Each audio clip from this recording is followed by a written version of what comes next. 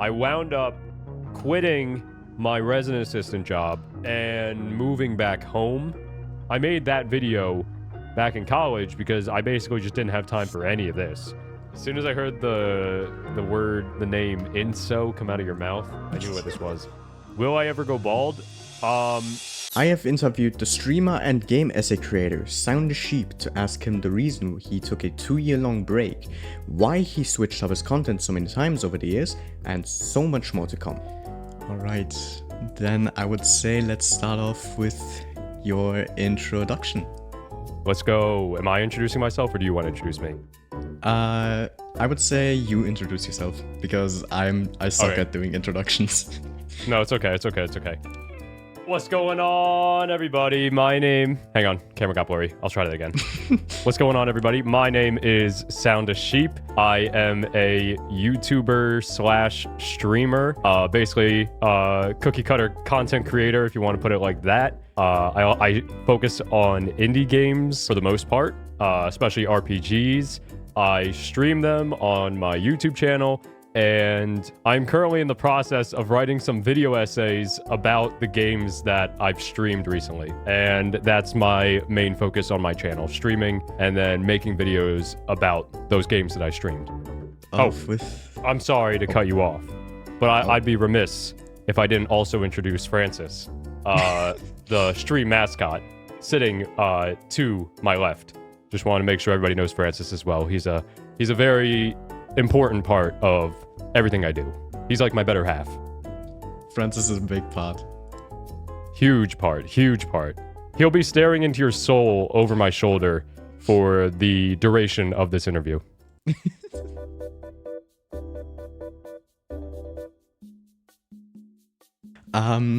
When did you start streaming?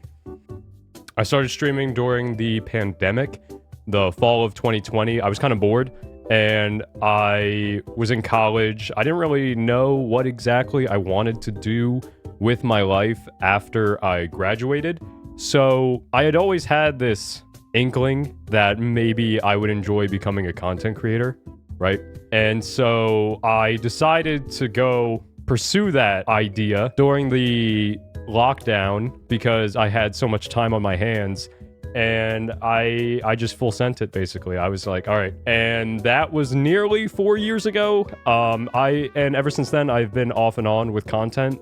There was a pretty long gap where I just wasn't streaming at all. It was about 2 years, actually, from 2022 until very recently, just a few months ago into 2024. I just wasn't streaming. I was still making content, but streaming wasn't. And to be honest, has never really been my priority.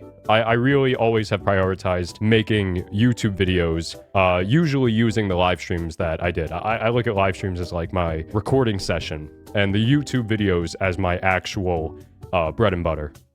Right. And did anyone inspire you to start doing content? I grew up, one of the first YouTubers I really got into when I was younger was Captain Sparkles. The ever famous Minecraft YouTuber. I'm sure everybody knows Captain Sparkles, hopefully.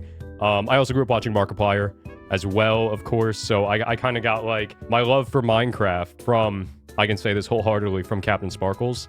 And then I kind of fell into like different games like RPGs, maybe even horror games, even though I don't stream those. I got interested in other types of games through Markiplier because he's always done in the past RPGs, horror games, like I just mentioned. So I would say if I had to reduce it down to 2 creators specifically that inspired me to start making content myself, they were going to be Markiplier and Captain Sparkles. How did you come up with the name SoundaSheep? Okay, I'm glad you asked because this goes into the history of the channel as well. So back when I started streaming in 2020, my main focus was actually narrating books on stream, right? So doing live readings of public domain books and broadcast myself going chapter through chapter, reading books. But to go back to the actual question about how this relates to my username, back then I was like, I want to create this really calm, chill environment where people can just listen to me narrate these books. And so I thought to myself, like, what's like the end goal? Maybe some people will fall asleep. They will be sound asleep. Okay, sound asleep. I like that phrase. I like that phrase, sound asleep. Can I do something with that for my username? And I kind of started like thinking about puns or like different ways to say sound asleep. And then I landed on SoundaSheep, right? Because I was like, oh, that kind of works. Like, and then ever since then, I've had the nickname Sheep. That's how most people know me. Some people have called me Sounda as a nickname in the past, but I prefer Sheep personally.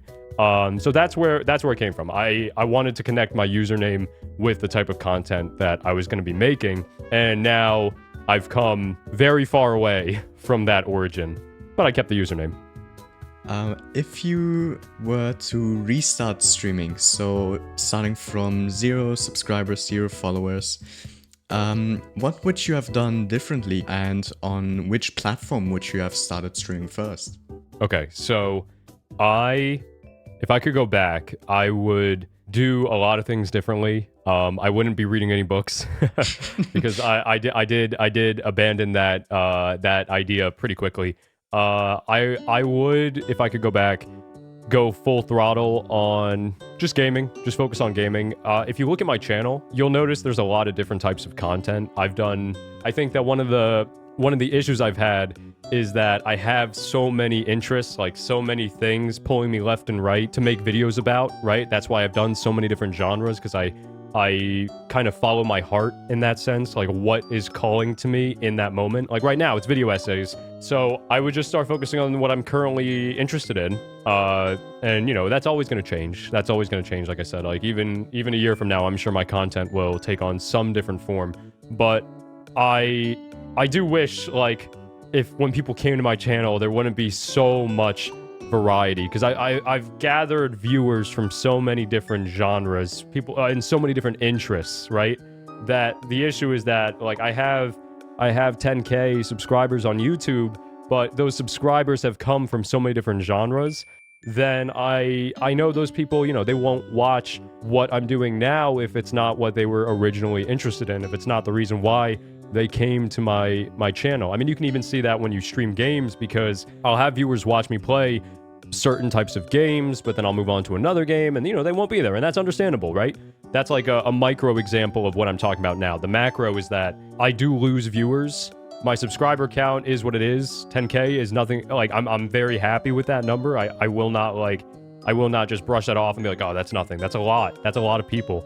But at the same time, I also know that they're not all going to be interested in like these video essays that I'm currently trying to work on. But one day, knock on wood, it's going to become my full-time gig. That's my dream. That's my passion that I'm chasing. But I think this is my long-winded way of saying that if I could go back to 2020 when I first started and just focus on what I'm focusing on now, I think my audience would be a lot more focused on one thing instead of the melting pot of genres I've created on my YouTube channel at the moment.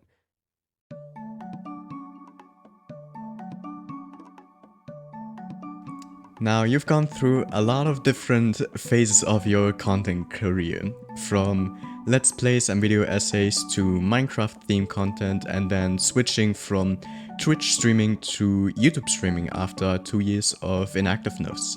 Now, do you still remember what you were thinking during each of these specific periods where you decided to switch up your content? That's a good question. Yes, I do. I felt the same way about those topics, those genres, those games that I do about video essays right now, which is my main focus. I've always followed my heart when it comes to my content, because I want to make videos. I've always said to myself, I want to make videos that are fun for me, first and foremost. Second, I want to make things that will entertain people, but I want to build a career where I can just make the videos that I find personally the most fulfilling, but it has to be, I've always told myself, it has to be on my own terms, doing what I want to do, and if I can't get there, the number one thing that this has all taught me is patience, right? I've always, fortunately, been able to follow my heart in that sense, but yes, it is making this full-time YouTuber thing take a lot longer than I would like. But, you know, like I said, the number one thing I've learned from this whole thing is patience, which I think is so key to actually keep your head and not quit doing content before you get where you want to be. Yeah, definitely. Patience is a very, very important key to actually getting to where you want to be. For sure. It's I would say it's like the number one trait you need to learn, and not just for YouTube or for content in general, but for life, for following your dreams and getting where you want to be and leading the life that you want to lead. That's not going to happen overnight, unfortunately, as much as we want it to. And chasing those dreams have taught me the truth of those words, how important patience is to our happiness long term. Now, you said your current main focus now is doing video essays again, and I just wanted to ask, like, what is your usual process on making a video essay on something you find interesting? Okay, so I have done video essays in the past. It's never been like, there was never really like an arc or a phase of my content career so far where video essays were my only focus. It was just every now and then like a topic would cross my mind and I was like, all right, I want to make like an essay about this and do it that way. The current video essays that I'm trying to make are game analyses, right? I want to analyze the points of a game that I find most interesting, most impactful. I want to talk about the stories of games and analyze what exactly the game is trying to teach the players. So I'm working on one of the first video essays of my new essay arc. And basically the way I'm approaching it, I streamed that game, and as I was playing, like I kept like I actually have it right here on my desk. I kept this notebook next to me, and I would just write down like core themes, messages from the game, things that I thought were impactful that I could talk about, and I wrote those down. And then later on, after I finished the game and I got the full story, the full scope, I tried to understand and comprehend the full message of the game, which I think I've really nailed down. And now I am analyzing that.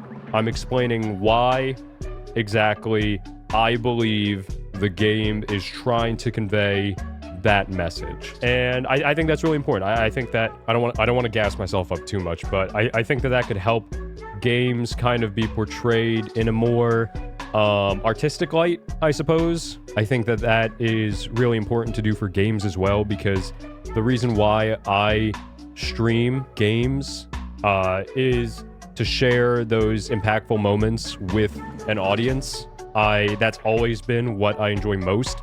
Like, I say to myself when I stream a game that this game is a banger if it makes me cry, right? I want to cry. I love crying, baby. I am a cry baby. I want to cry on camera as much as I possibly can.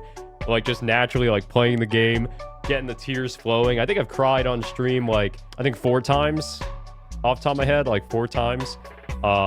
Which isn't a lot, but it's more than 3, you know what I mean? So basically what I'm saying is that like those moments, those impactful moments, I think carry deeper messages. Usually, like, I don't just cry over nothing. I cry because I'm like, this story is so moving, right? And so now as I write video essays, to go back to the original question, basically it's that I think about those moments. I think about like what moved me in a game, even if I didn't burst into tears on the scene. I think about what themes moved me in the game and why, and what we should take away from these games, like how we can become better people, right, from these video games. The funny thing is, when you mentioned crying, the first thing I thought about was your Amori playthrough. Of course. Naturally. I think that was the first time I cried on stream, was playing Amori. Beautiful game. It's such a beautiful game. I almost cried during one shot. I will say that. I came close, and I really thought it was going to happen, but it didn't. The Let's Plays on my channel, by the way. If we got any one, I'm sure if you're watching Seamaster, we got some one-shot fans in the chat. I'm gonna plug myself. If you want to see me play one-shot from like 2 years ago, regular route and solstice are in the playlist tab on my channel. I'm just saying. I just wanted to say. I wanted to let the people know. I had to let him know. Editing Seamaster, do not forget to put this in the promotion section. I thought you were, oh yeah, that's fair enough. Yeah. Put it in the promo section. Put it later in the video. I thought you were gonna just say cut it out entirely. Future Seamaster, don't let this man gas himself up or plug his channel. Seamaster, do not make the video. Seamaster, dump the video. Delete the project. Well, I did it. Seamaster, stop the recording right now. Stop the That's present, Seamaster. Wait, which recording are you talking about? The one that I'm doing right now to make this bit?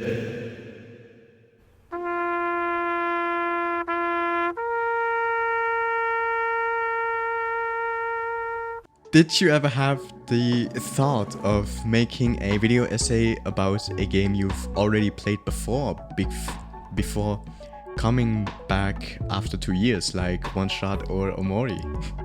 I knew you were gonna say One Shot or Omori. I was literally about to joke. I was about to be like, oh, so this is Seamaster asking me to write about One Shot, isn't it? I know. I did think about it. I did think about it before I knew. So I did do videos during that time. I wasn't completely offline, but I wasn't streaming. I call it post and pre-time skip. So like right now, I'm in my post time skip stream arc, and then there's the pre, or maybe even saga, one might say. If you can't tell, I watch a lot of anime. But I was gonna say that in my pre-time skip streaming days, I did play a lot of games like One Shot, like Omori, that I really enjoyed and thought about writing about as well. But I've decided not to focus on any games I've streamed pre-time skip because I want to leave them in the past, in the sense that I don't want to be labeled. So it's a mix of wanting to leave my past behind me, but also not wanting to be eternally associated with one thing. I'll be honest, specifically Omori. I don't plan on ever going back at the moment to games I streamed in the past. Because one more reason, that would also require me to replay those games. And because it's been so long, like I haven't played One Shot in over 2 years. I know that's crazy. That's crazy to the Seamaster audience. They're like, crazy. 2 years? Seamaster plays it every day. Like, I can't believe it. Yeah, I can't believe it. What? Who is this guy? Who does he think he is? It would require me to go back, and even Omori. I've played all of One Shot. I've played all of Omori. I've played all of a lot of the games I've streamed, but I would have to replay them, and I don't want to. I don't want to. I'm of the mindset that one of the reasons why I said earlier I'm of the mindset of moving on because I like to experience as many stories. I want to experience as many games as possible. So I don't really want to go back and replay the games I've played in the past. And I want to bring new experiences to the audience as well, instead of being like, ah, yes, I remember doing this 2 years ago. We are here again. We're just repeating. What was your reasoning behind switching from Twitch streaming over to YouTube streaming? Okay, so even before I started streaming again this year, I knew I didn't want to stream on Twitch again, simply because there was, without going into the nitty-gritty exact details of what happened, there was a lot of stuff going on with Twitch, and a lot of people were actually jumping ship as well. To be honest, I'm at the point, because it's been so long, I don't even remember the exact reasons why I was disinterested in streaming on Twitch again, but I knew before I even started streaming again that I wanted to pivot over to YouTube. I also do like streaming on YouTube more now.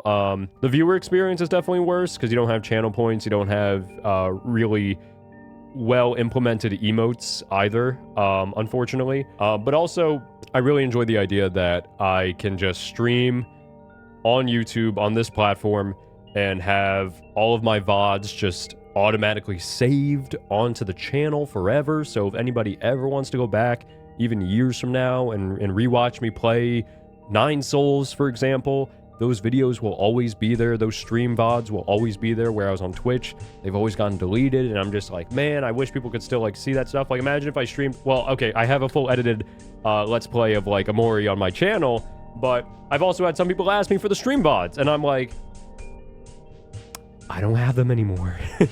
And I also don't have a VOD channel. But when streaming on my SoundaSheep channel on YouTube, those VODs, the full things are, as long as I don't delete them, will always be there. So that's one of my favorite parts about streaming on YouTube. And in addition, I think I'm able to provide more benefits, more perks to my YouTube members than I was my Twitch subscribers before I stopped streaming on Twitch. That's actually one of the things that always really bothered me, was that I never felt like I was providing enough perks for my Twitch subscribers, but I feel like I'm able to do that more easily for my YouTube members. So all things considered, I think that streaming on YouTube is definitely a better platform for me personally than Twitch is.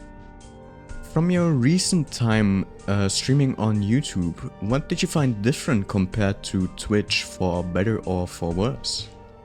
Well, I had to start using OBS. I used to use Twitch Studio Beta, which I think is a discontinued streaming service that Twitch would let streamers use. I use OBS to stream now. I like it more. I think I can do more with it. But I'll be honest, like there's not a huge difference. I think it's easier between just physically streaming on YouTube versus streaming on Twitch.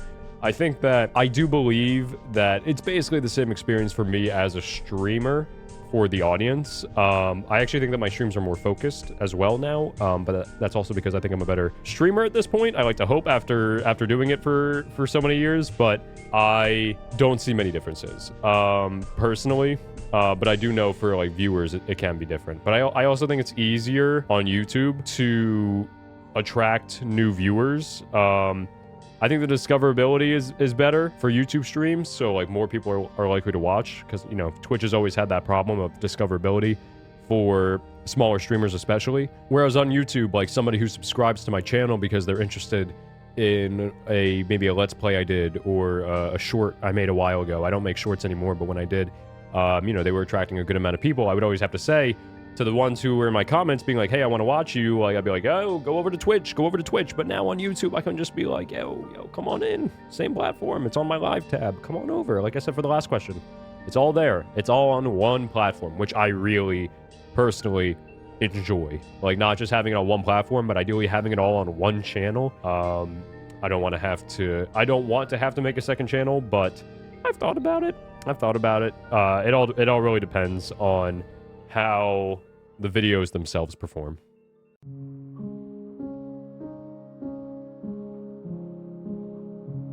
Did you ever have a burnout? Yes. Yeah, I think burnout, I've had burnout before, and burnout has triggered my phase shifts. I will get tired of doing one type of content and move on to the next. So I've also had burnout from streaming as well. So I've taken longer hiatuses to work on YouTube videos instead. I used to stream more than I do now. Nowadays, I only really stream 4 hours a week, which, if I'm being honest, I've thought about streaming even less, just so because I have to divide my time between my part-time job to afford my living space that I'm in, and then streaming as well to keep people, to remind people that I haven't disappeared off the face of the planet. But the answer is yes. I've taken hiatuses when I need to, and I've never let the burnout last long. I've always acted on it, because I think my content is better when I am not burnt out. So I recently got a video recommended of yours where you talked about the difficulty of you to make content and streams while in college, and I think you even called it the college conundrum, college being college plus Twitch. I wasn't expecting much of that. Yeah. I made that video back in college. Yeah, that was 3 years ago. 3 years ago now. It's crazy. Yeah, and so I wanted to ask, what did you find difficult in doing content while you were in college? Man, maybe I haven't evolved. Maybe I am still the same person I was back then, because I made that video back in college because I basically just didn't have time for any of this. So I wound up, if this doesn't show how long I've been dedicated to making this happen, I wound up quitting my resident assistant job and moving back home with my mom and finishing school, my senior year of college, finishing school from her house. I'll never forget the conversation I had with my mom on the phone the day that I realized I needed to go back home in order to be happy, right? I was very fortunate. I was very lucky. And so I moved back home and I started streaming a lot more, started working on a lot more videos. And yeah, that was really like my most consistent stream arc after that, after I moved home. And then eventually I burnt out. And that's kind of what triggered the, not entirely, but also kind of triggered the streaming hiatus that lasted almost 2 years. Okay, so I highlighted / listed all of them in my notes, so if I in case do miss some questions which I've like accidentally might have missed over in the channel, for example, I'm very sorry to those people. First question comes from Al. Al asks, would you drink Kel's Orange Joe? No, I don't like coffee already, so I would never drink Orange Joe, which is a combination of orange juice and coffee in a can. No, I personally would hate that. I like orange juice, I don't like coffee, and I don't think I would like orange juice coffee. Same, I don't like coffee either, so we are both on the same page. Same boat. I'm a tea drinker any day of the week. Tea over coffee. I actually have like tea on my desk as well. Hey, Seamaster. I like it. We got some taste. Piro asks, what is your favorite genre of games to play, if not shackled by essay-worthy only stuff? My personal favorite genre of games to play outside of what I stream is going to be strategy games. I love strategy games. My favorite game series of all time is Fire Emblem. But I stream a lot of story-based games like RPGs and such. I personally don't play those types of games like Amori, like One Shot, like In Stars in Time. I don't play those games in my free time. I play them on stream because I find them a lot more enjoyable. I think it's actually one of the reasons why I personally didn't enjoy Undertale. Please don't crucify me for saying I don't like Undertale, but I that's kind of like one of the games where I realize I'm like, I'm not really too into this on my own. But when I stream those types of games, it's a lot more fun because I get to like voice act for an audience. I get to experience the story with an audience. I get to analyze the story with an audience. And usually a lot of RPGs in that vein are very story based. So I like to play those games for an audience. But when I'm not streaming, I'm playing a lot more gameplay focused games. And when I am streaming, I'm playing a lot more story focused games. Piro also asks, what is your favorite dish, either to cook yourself or to order at restaurants? Okay, so there is a difference. At restaurants, ramen, but to cook, because I do love cooking. Cooking is one of my favorite hobbies. To cook, I love making curry, like curry over rice. I love baking. I just made some cinnamon rolls the other day. I love making cookies. Let's see what else. I love making pasta. Those are like 4 of the foods that come to mind. Curry, pasta, and then for baking for like dessert, because I have a big sweet tooth. The quickest way to my heart is through my sweet tooth. Not my stomach specifically, but my sweet tooth. For my favorite desserts to make, cinnamon rolls and I guess cookies. I'll go with those. If this part makes it into the interview, the takeaway for the audience, if you're going to take away any message from this video, is to try more curries, because you will experience flavors you have never experienced before. And that's one of the reasons why I love making and eating curry so much. Absolutely. Especially like with the Japanese like chicken curry. Like, oh, that's so good. It's so good. I had it once in a Japanese like restaurant when I was on vacation in England, and oh my god, it was so good. First the tea, now the curry. You got good taste, Master. We might if we had a meal together, if we shared a meal together, like it would go crazy. It would go hard. It would be like one after the other, the same thing almost. We just order the same thing. Yeah, just bring out 2 of everything, please. Yes. It's just the same thing, and it's just it's gonna be a lovely, nice like tea and fantastic. like dish. Ah, finally, somebody with similar tastes. I like this.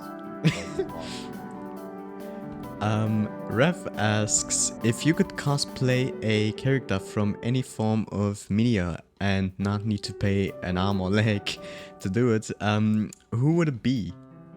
I think if I had to choose like one character from probably, I guess, like one of my favorite media, I'll go with the game. My favorite game, like I said earlier, is Child of Light, the amazing slept-on RPG. But I would say there's a sad jester named Tristus. There's a sad jester named Tristus who I would dress up as. He wears like this like really you could probably pull up a picture of Tristus in the video, but he wears like this like classic like clown white-faced makeup and like this big jester uniform, and like he's all dressed in blue, and he's supposed to be like a really sad jester. I would dress up as Tristus because I think dressing up like a clown really encompasses my energy as a regular human being and streamer.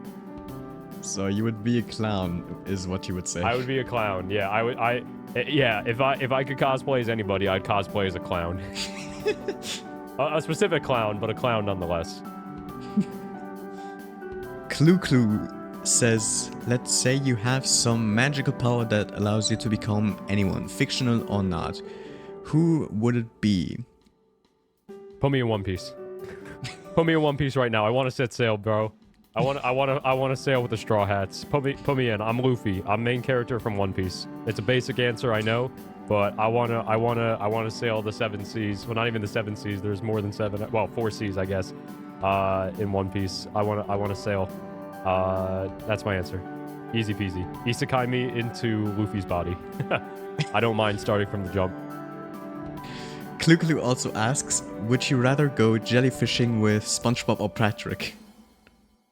I think SpongeBob would be a lot more manageable than Patrick. Like Patrick's too chaotic. Like, and like he's a little like, I think, too dumb for me to hang out with. Like for a long extended period of time. Like I don't want to have to babysit my friends. So at least, even though SpongeBob and Patrick are both fairly annoying, I would have to say SpongeBob between them because he is more intelligent than Patrick is, and I think that makes him more bearable. And also, his color is yellow, and my color is yellow, so we'd be like 2 peas in a pod.